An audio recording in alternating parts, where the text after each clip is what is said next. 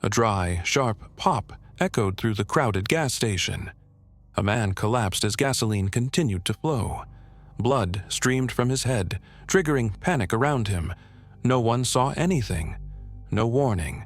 A death without reason in broad daylight. And then, the next one came just 27 minutes later. Who could be this ruthless and precise? And why did they kill as if executing a sniper drill? At 7:41 a.m. on October 3, 2002, law enforcement received a report of a civilian collapse in a commercial parking lot in Wheaton, Maryland. The victim, identified as James D. Buchanan, 39, was found unresponsive near a running lawnmower. Initial responders noted a single gunshot wound to the upper back, with no immediate evidence of confrontation, struggle, or suspect presence at the scene. No shell casings were located. There were no eyewitnesses. The trajectory and precision of the entry point indicated a long-range projectile discharged from a concealed position. The surrounding area featured several lines of sight and elevated visual coverage, suggesting pre-event site assessment by the offender. 26 minutes later, a second incident occurred across county lines. Prem Kumar Walekar, a 54-year-old taxi driver, was shot while refueling his vehicle at a mobile station. The round entered his thoracic cavity through the left side. The shot had been fired from across 6 lanes of active traffic. The shooter remained undetected. The ballistic characteristics matched the previous event. Again, no casings were recovered. There was no pattern in victim selection beyond spatial exposure. The selection appeared opportunistic, but executed with high tactical precision. The offender fired from outside line of sight of typical surveillance angles, indicating both spatial awareness and situational control. A third victim was reported at 8:37 a.m. Sarah Ramos, 34, had been seated on a concrete bench near a post office in Silver Spring. Witnesses described no visible threat before the impact. The shot penetrated the skull at an angle consistent with a low-elevation trajectory. The absence of immediate escape activity or audible disturbance following the event led investigators to suspect vehicular concealment. Later, forensic reconstruction confirmed the shooter had fired from the enclosed trunk compartment of a vehicle stationed approximately 85 yards away. Trunk access and ballistic output were facilitated through customized structural modifications, which included a cutout beneath the rear seat assembly. The frequency, timing, and geographical spread of the attacks, each within an approximate 60-minute window, and all within the Washington metropolitan area, demonstrated synchronized planning. Forensic sequencing and shell fragment consistency pointed to a single firearm system, later identified as a Bushmaster XM15 E2 S.223 caliber rifle fitted with a holographic sight. No identifying marks or prints were recovered on projectiles. The use of high-velocity rounds, coupled with a mobile shooting platform, limited residue dispersal and traceable error. By 10 a.m., 5 homicides had occurred across Montgomery County. Public schools enacted emergency lockdown protocols. Civilian behavior reflected acute environmental threat response, minimized public exposure, vehicle shielding during fuel stops, and cancellation of routine outdoor activities. These behavioral shifts were not driven by formal state directives, but by emergent fear conditioning across the population.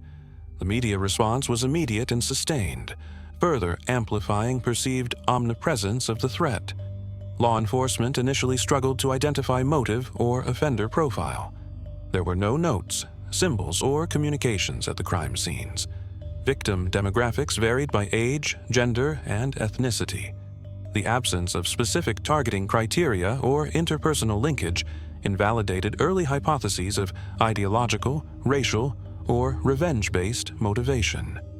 The uniformity of execution method suggested a performance-focused offender psychology, where the act of shooting, rather than the victim's identity, held primary significance. As the body count increased, interagency coordination intensified.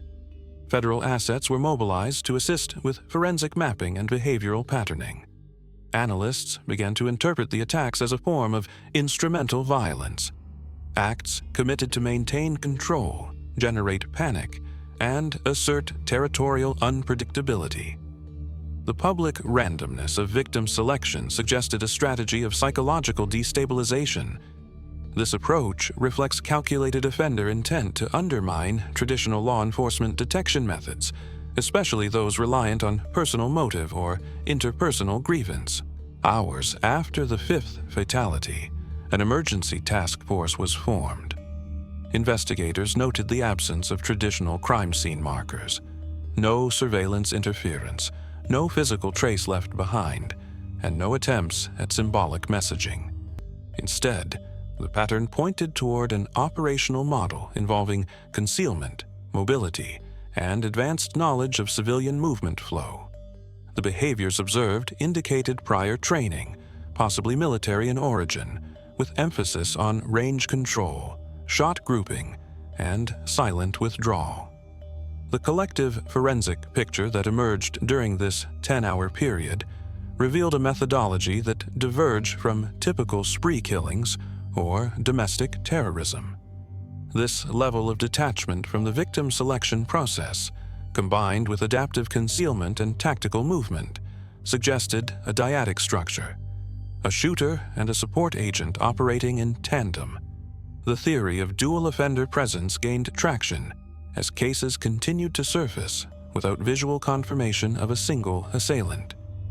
Tactical fluidity, route awareness, and ballistic consistency continued to point to rehearsed operations. The implementation of sniper tactics within civilian environments, devoid of ideological declarations or event-anchored timelines, challenged conventional profiling. The structure of the operation, the toolset employed, and the behavioral invisibility of the perpetrators highlighted a significant deviation from standard mass violence typologies. At this early stage in the investigation, law enforcement could not identify motive, method of selection, or offender intent beyond continued operational dominance over the environment. The emergence of long-range precision attacks within a metropolitan area, executed during daylight and without predictable pattern, marks a rare convergence of militarized skill application and psychopathic detachment.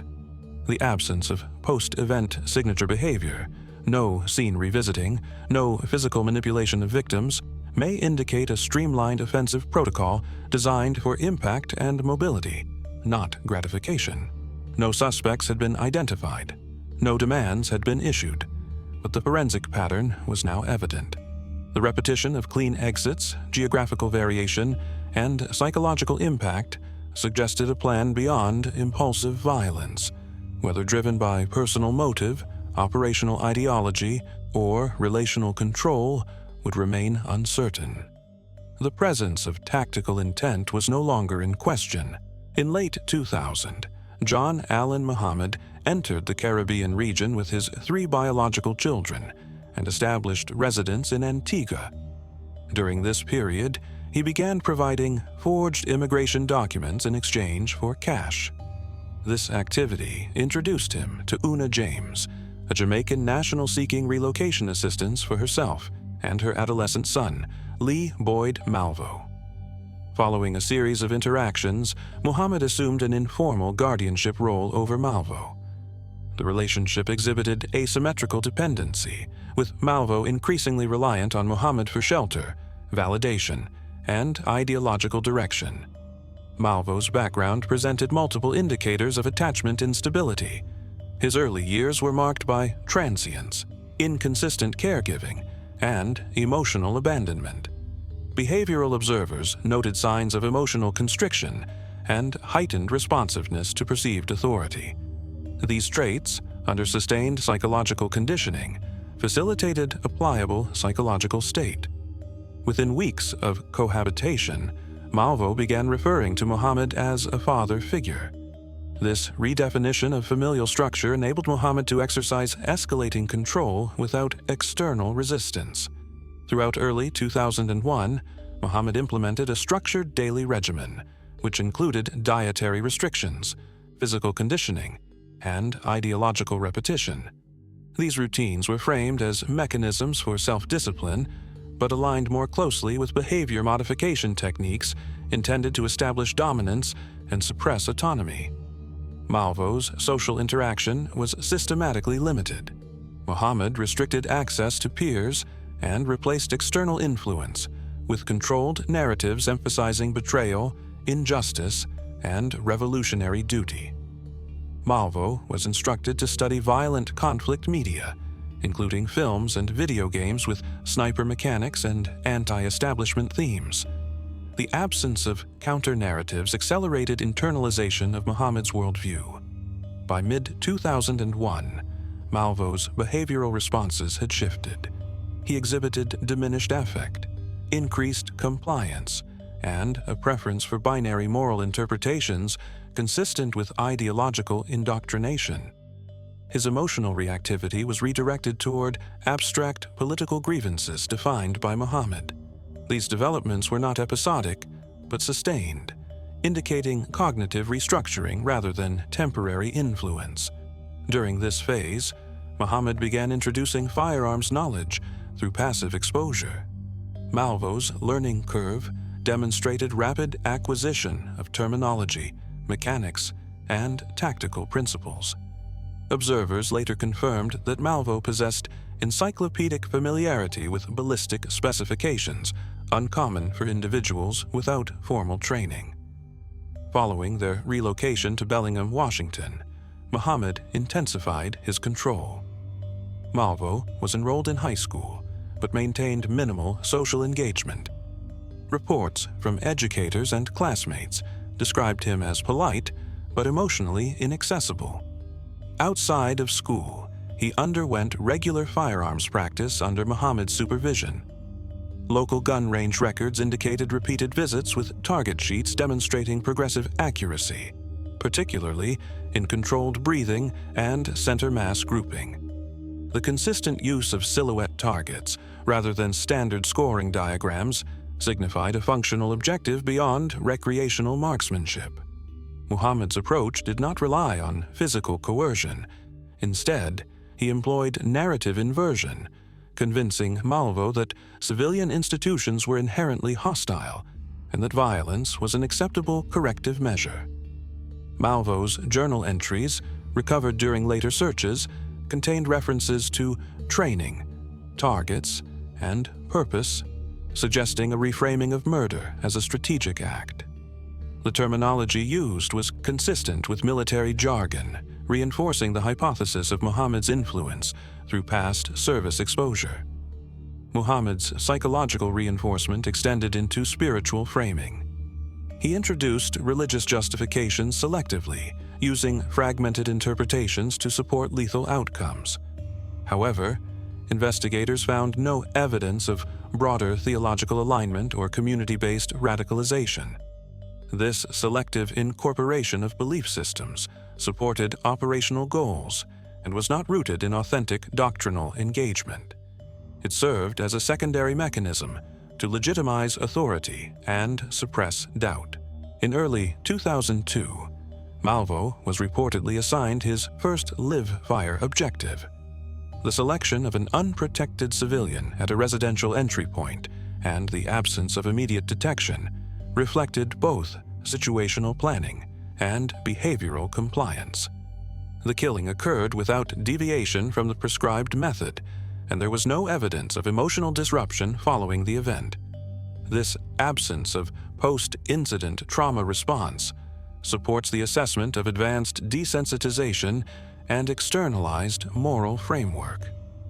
By the time of their relocation to the eastern United States, Malvo had ceased expressing independent emotional or ethical considerations. Witness accounts described him as reactive only to Muhammad's directives. Surveillance material captured during this period showed synchronized movements, mirrored decision-making, and rigid adherence to task sequencing. The dynamic no longer exhibited traits of mentorship, but had shifted toward a dyadic operational unit, with hierarchical command. No substantial evidence indicates that Malvo resisted participation or sought outside intervention. The lack of reported internal conflict, coupled with the precision of tactical behavior, indicates a full behavioral integration into Muhammad's mission construct. The transformation was not impulsive, but occurred through staged psychological realignment over approximately 18 months. The internal mechanics of this influence model remain subject to further analysis. The transition from dependent miner to autonomous killer was not marked by singular events, but through cumulative exposure and behavioral shaping. The level of ideological absorption and behavioral conformity observed in Malvo suggests the presence of sustained manipulative conditioning, though the point at which cognitive dissonance ceased is undetermined. The absence of expressed remorse during early detainment raises additional questions regarding the durability of psychological imprinting and its reversibility. Between October 2nd and October 22nd, 2002, a total of 23 shootings occurred across multiple jurisdictions within the Washington metropolitan area. The ballistic evidence linked 15 of those cases to a single weapon system. Forensic analysis confirmed the use of a Bushmaster XM15E2S semi-automatic rifle chambered in .223 Remington, fitted with a holographic sight. The weapon demonstrated high stability, effective range, and reduced recoil. These characteristics enhanced shooter accuracy and allowed for rapid target acquisition in urban environments. The operational platform for the attacks was a dark blue 1990 Chevrolet Caprice. The vehicle had been structurally modified to serve as a mobile sniper concealment system.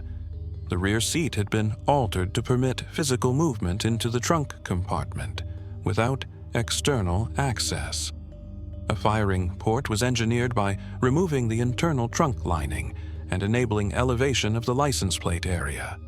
The shooter could fire from within the enclosed space while remaining fully concealed.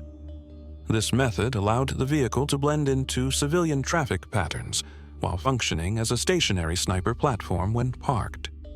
The first cluster of coordinated attacks occurred on October 3rd, 2002. All 5 shootings on that date followed a consistent pattern.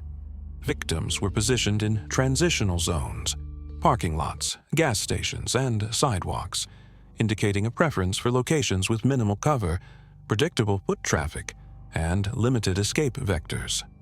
Surveillance blind spots were exploited, and firing positions were selected to maximize field of view while minimizing exposure. Target distance ranged between 60 and 110 yards. Entry wounds were consistently center mass or cranial, suggesting advanced marksmanship and steady trigger control. In each case, the shooter did not remain to observe outcomes. Immediate extraction followed each shot, with routes pre-mapped to avoid high-traffic intersections and surveillance nodes. Law enforcement later confirmed that the offenders rotated between jurisdictions to delay linkage and confuse investigative jurisdiction. This strategy slowed forensic coordination and delayed composite pattern recognition. Location selection avoided redundant targets within the same municipal boundary, further complicating spatial predictive modeling. The operational radius extended across Montgomery County, Prince George's County, Arlington, Fredericksburg, and Ashland. This mobility required real-time coordination between shooter and driver, implying rehearsed communication protocols and navigation control. No intercepted transmissions or digital traces were recovered, indicating reliance on non-electronic coordination and pre-planned route sequencing. Ballistics confirmed that the same rifle had been used throughout the spree. No alternative calibers or secondary weapons were identified. Ammunition was standard .223 hollow point, commercially available. Ejection patterns suggested that spent casings remained inside the vehicle or were recovered post-discharge. This minimized forensic residue at the scene and limited environmental DNA transfer. The absence of shell casings at outdoor crime scenes was consistent with internal firing positions. Thermal residue was later detected within the trunk of the Caprice, confirming repeated discharge from the modified compartment. Several attacks involved low-angle trajectories inconsistent with the trunk-based method. In these instances, the shooter engaged from external prone positions. On October 14th, at a Home Depot parking lot in Fairfax County, a shot was fired from a concealed position near a wooded embankment. The trajectory passed beneath a parking structure and struck the victim from the left side at approximately 90 meters. The change in tactics indicated operational flexibility. The shift from vehicular to static ground-based firing position may reflect confidence escalation or response to environmental constraints. The pair employed a strict operational timing window, generally between 6:30 a.m. and 9 a.m. or 4 p.m. and 8 p.m. These time frames coincided with civilian routines, ensuring maximum target exposure. The offenders did not pursue nighttime engagements, likely due to reduced visibility, increased law enforcement presence, and difficulty in identifying clear targets under artificial light. This limitation demonstrated a risk-averse operational mindset, emphasizing successful escape and continuity of mission over opportunistic violence. Investigators later recovered a series of maps, notebooks, and environmental sketches from the Caprice. These materials showed systematic pre-event planning, including marked gas stations, schools, and shopping centers. The markings aligned with eventual shooting sites. The absence of annotation suggesting personal targeting supports the interpretation that victims were selected for spatial vulnerability, not individual identity. The killings appear to have served both as tactical rehearsals and as acts of psychological destabilization. The offenders left a series of communications at selected scenes, including tarot cards and notes addressed to law enforcement. The content of these messages focused on monetary demands and included instructions for public acknowledgement. The tone was procedural rather than ideological. The method of delivery, deliberately left at one scene while other scenes remain silent, suggests a layered strategy to provoke a controlled media response while minimizing attribution risk. The delivery method further confirms intent to direct investigative attention without compromising anonymity. Throughout the sequence, the shooter consistently demonstrated stable breathing patterns, minimal muzzle deviation, and rapid post-shot withdrawal. The grouping of impacts within narrow strike zones confirmed both physical conditioning and repetition-based mastery. The absence of misfire incidents or corrective shots across multiple environments, including adverse weather, supports the hypothesis that the shooter underwent structured training prior to operational deployment. The pairing of sniper methodology with vehicular concealment remains statistically rare in recorded U.S. criminal history. The systematic use of a modified vehicle for ballistic concealment, combined with predictable yet spatially variable targeting, indicates the construction of a repeatable template designed for psychological and tactical disruption. The lack of deviation from standard engagement sequence across multiple jurisdictions reinforces the interpretation of these events as rehearsed executions rather than spontaneous acts of violence. One incident on October 22nd deviated slightly in terms of weapon concealment and engagement protocol. The shooter targeted a public bus driver during pre-operational hours, using darkness to obscure the shooting position. The visibility constraints and early hour suggest either a shift in operational priorities or pressure-induced improvisation. The change in conditions did not compromise outcome precision, but the departure from established temporal routine warrants additional analysis regarding decision fatigue or mission endpoint signaling.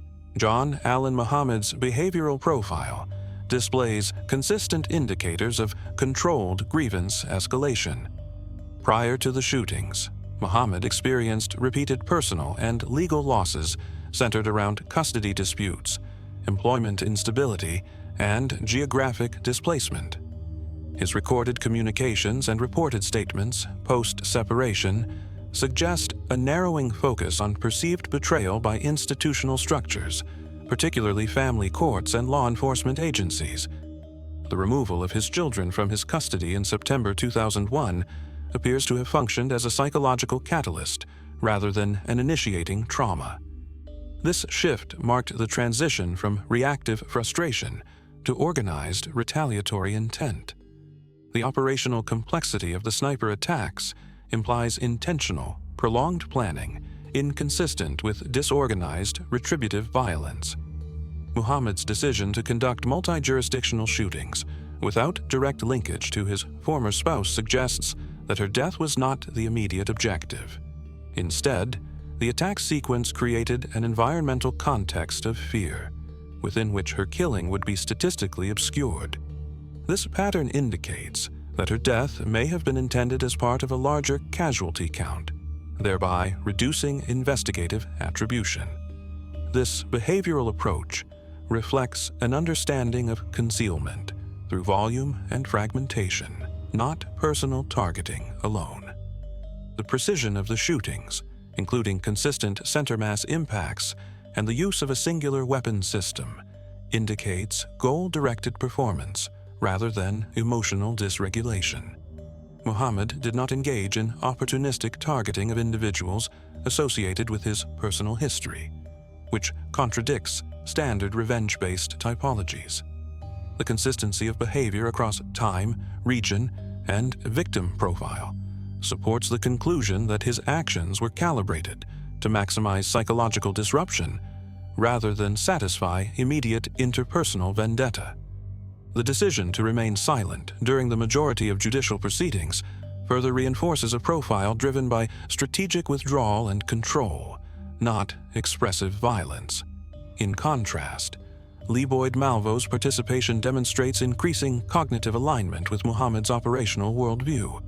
Malvo's behavioral shifts occurred gradually and in response to sustained conditioning. Post-arrest psychological evaluations identified a progression from dependent attachment to autonomous internalization of Muhammad's mission framework. The timeline of this shift, as supported by written correspondence and recorded statements, suggests that Malvo experienced reduced resistance to lethal behavior once ideological justification was established.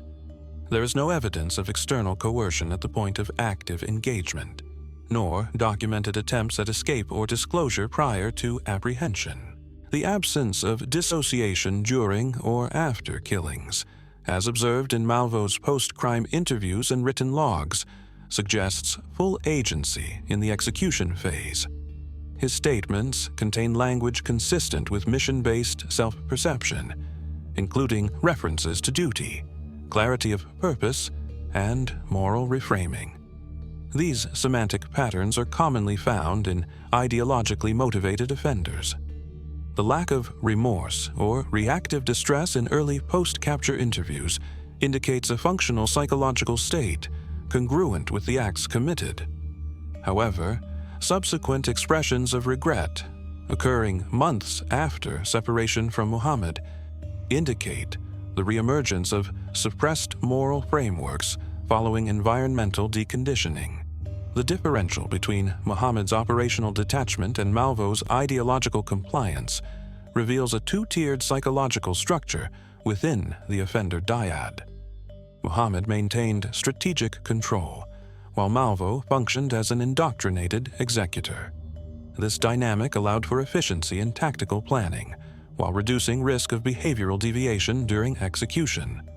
The pairing model mirrors asymmetric command relationships observed in radicalized cells, wherein a dominant figure delegates lethal tasks to a psychologically malleable subordinate. It remains unclear to what extent Muhammad's primary objective was personal revenge versus systemic destabilization. The incorporation of random civilian targets, combined with demands for financial ransom and instructions to media outlets, suggests multi-layered intent. His actions reflect hybridized motivation, combining individual grievance, generalized hostility toward institutional power, and performative violence as psychological leverage. The absence of a manifesto or comprehensive ideological statement limits definitive classification. However, the operational consistency, messaging content, and behavioral detachment point toward instrumental violence with calculated symbolic dimensions. Further analysis is required to determine whether Malvo's transformation was the result of deliberate psychological engineering or voluntary assimilation. While patterns of dependency, isolation, and reinforcement were present, the speed and completeness of behavioral conformity suggest additional vulnerabilities not fully accounted for by environmental exposure alone. The lack of competing influence, combined with Muhammad's structured behavioral shaping, created conditions conducive to accelerated ideological absorption. Whether Malvo's behavior can be classified as coerced participation or autonomous alignment remains a subject for continued forensic psychological study. On October 24, 2002, federal and local authorities located the suspect's vehicle, a blue 1990 Chevrolet Caprice, parked at a rest stop off Interstate 70 near Myersville, Maryland. The vehicle matched a license plate publicly issued during a coordinated law enforcement briefing 3 hours earlier. Both suspects, John Allen Muhammad and Lee Boyd Malvo, were found asleep inside the car. There was no attempt to evade apprehension. The lack of resistance, physical preparation, or escape provision suggests that by this stage, operational fatigue or mission finality had been internally accepted. The subsequent vehicle search yielded the Bushmaster XM-15E2S rifle, a tripod, and pre-planned target maps. The rifle was located in the trunk area alongside the structural modifications previously identified in ballistics reconstructions. The continued storage of incriminating materials within the operational platform indicates an absence of disposal planning or a psychological shift in perceived invincibility. This behavior reflects overconfidence in concealment methods or an internal cognitive conclusion that the mission arc had reached completion. Forensic examinations confirmed that the weapon had been used in multiple homicides. The ammunition matched casings previously extracted from crime scenes, and trace DNA linked Malvo to physical handling of the firearm. Additional materials included written notes referencing target selection, observational logs, and recordings consistent with surveillance-based victim analysis. The detail and structure of these entries reinforced the presence of strategic planning rather than spontaneous escalation. In post-capture interviews, Malvo exhibited diminished affect and referenced the mission in militarized terminology. His responses were procedural and devoid of personal narrative framing. This detachment suggests prolonged dissociation and full integration into the operational ideology imposed during conditioning. Over time, Malvo's statements began to reflect cognitive distance from Muhammad's influence, particularly after prolonged separation and independent legal processing. This behavioral shift supports the hypothesis that his compliance was context-dependent and maintained through proximity-based control. Muhammad's courtroom behavior remained consistent with his prior psychological presentation. He elected to represent himself during segments of the trial, engaging in cross-examination of victims and survivors. This conduct demonstrated an intact sense of procedural entitlement, but lacked empathetic response or acknowledgement of victim impact.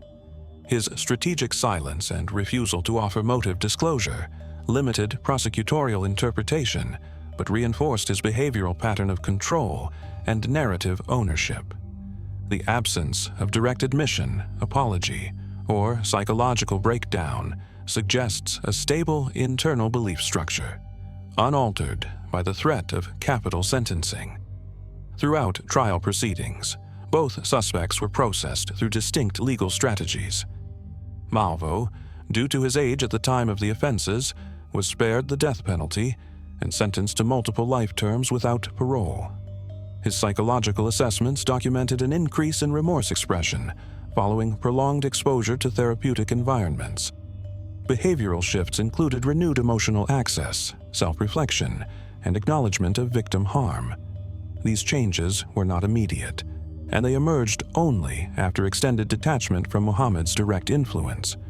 Muhammad was sentenced to death and executed by lethal injection in 2009. He remained silent during final appeals and offered no public statement of responsibility. His behavioral consistency through pre-capture, operational, and post-conviction phases indicates a fixed internal structure, not driven by instability, but by sustained ideological rigidity. His absence of emotional variability across settings supports the classification of his personality as predominantly affectively constricted, with features aligning with narcissistic entitlement and strategic aggression. The psychological toll of the attacks on the surrounding community produced measurable behavioral changes, including prolonged hypervigilance, disruption of public routines, and widespread mistrust in public safety assumptions. Law enforcement response models were subsequently revised to include mobile sniper detection protocols and multi-jurisdictional coordination frameworks. The case prompted systemic evaluation of early warning indicators in non-ideological but militarized offenders operating in dyadic formations. Behaviorally, the Washington sniper case remains atypical. The combination of strategic concealment, calculated mobility, and emotionally detached execution does not conform fully to mass shooting typologies, nor to standard organized serial offender classifications. The offender dyad functioned within a hybridized structure, part ideological cell, part coercive mentor-protege unit. The sustained synchronization of tactical behavior and psychological control between Muhammad and Malvo demonstrates the operational feasibility of command-subordinate radicalization absent formal group affiliation. The case also presents ongoing challenges to behavioral profiling, particularly regarding adolescent offenders subject to ideological grooming. The diagnostic boundary between coerced compliance and willing participation remains contested in forensic evaluations involving juvenile offenders with no pre-existing conduct disorder. Malvo's trajectory illustrates the long-term psychological consequences of isolated, ideological immersion under authoritative figures. His behavioral reformation under incarceration further complicates static risk assessments typically applied in life sentencing reviews. This offender dynamic, characterized by unilateral domination paired with functional obedience, presents significant implications for future investigations involving asymmetrical dyads. The inability to detect pre-crime behavioral leakage in either individual further underscores the need for refined psychological screening tools in environments where coercive attachment dynamics may operate undetected. What are your thoughts on the behavioral conclusions presented here? Do you agree with this interpretation, or would you classify it differently?